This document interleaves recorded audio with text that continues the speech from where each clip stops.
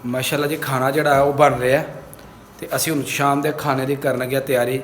हादी सलाद वास्ते लैन जाएगा खीरे और बेगम बना रही है जी अल्हम्दुलिल्लाह बीफ ते नाल कद्दू शरीफ ते नाल रोटियां ते असी बना लांगे उन्नी देर नूं सलाद। तो जल्दी जल्दी जाओ हादी साहब लैके आओ खीरे, जल्दी जाना।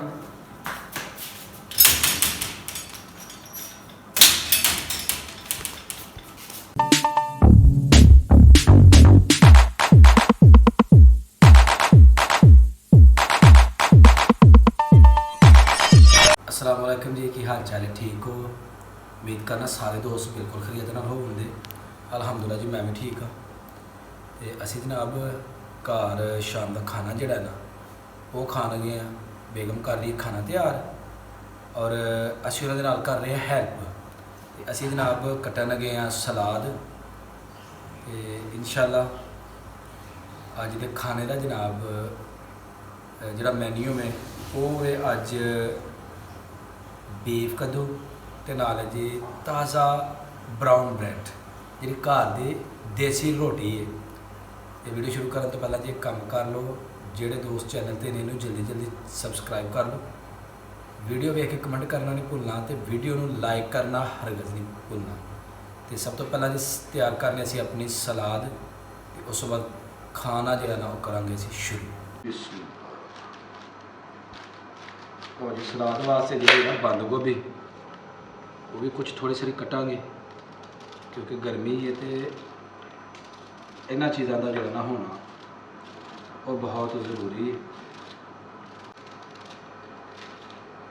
साढ़े जी बंद गोभी बनाने ना हादी भी लै आएगा खीरे, तो खीरे भी कटने तो खाना भी जी अल्हम्दुलिल्लाह बिल्कुल जड़ा ना वो साडा तैयार हो गया।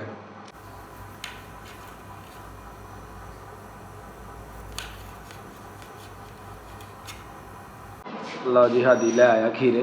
हाँ मिल गए ने, चलो दो उधर आप ही को दो।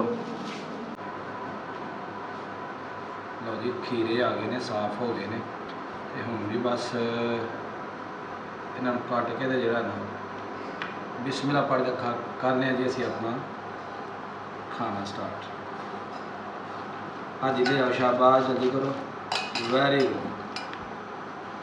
हाजी जी बड़ा कामा हो गया हूँ, जल्दी जल्दी स्पीड ना घर के काम जरा ना वो करता। क्यों हादी साहब? क्योंकि हादी को पता है कि मेरी बन रही है वीडियो, कि मैं कर ला कम, नहीं तो होनी है बिस्ती।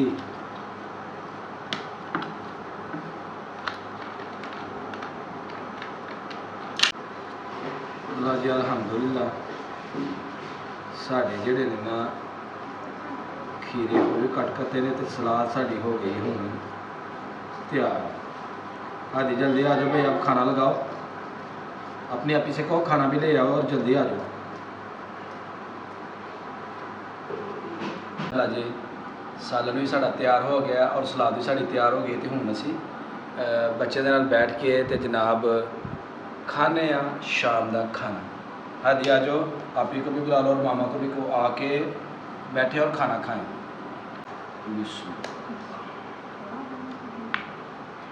माशाअल्लाह जी माशाअल्लाह। चलो हादी खाओ जी, ये लीजिए जी आप।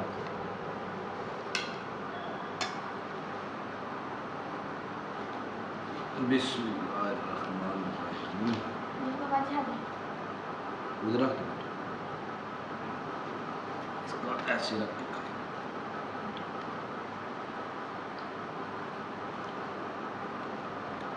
आप उसी में रख लो।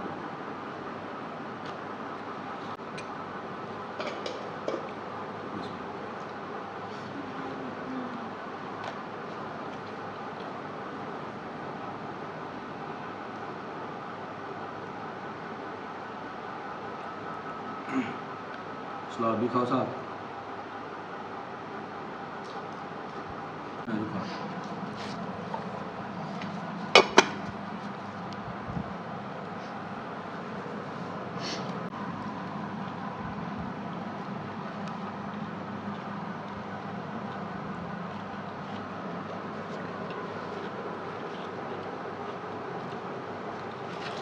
जी हादी साहब है मज़ा?